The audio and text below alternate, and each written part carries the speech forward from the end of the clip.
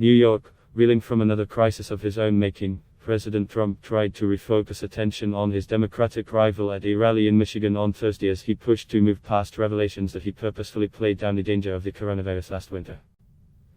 He also invoked former PM Winston Churchill and US President Franklin Delano Roosevelt, claiming that like them he was only trying to project calm.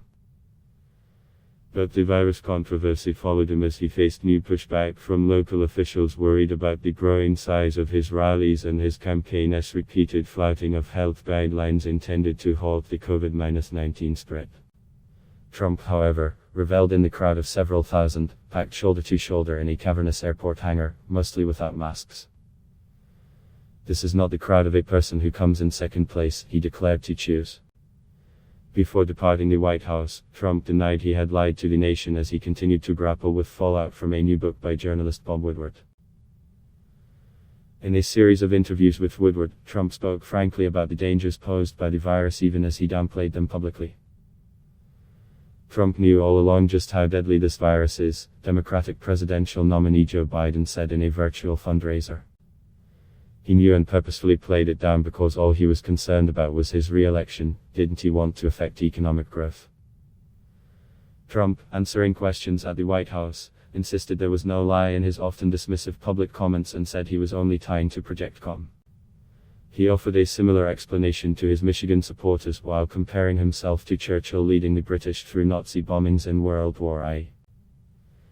As the British government advised the British people in the face of World War I, keep calm and carry on, that's what I did, Trump said. Churchill, however, was known for being direct with the public about the possibilities ahead.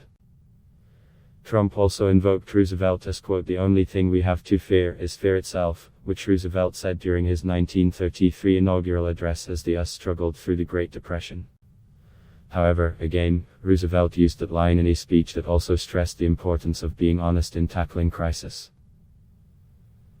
But Trump seemed to have no issue leaning into fear.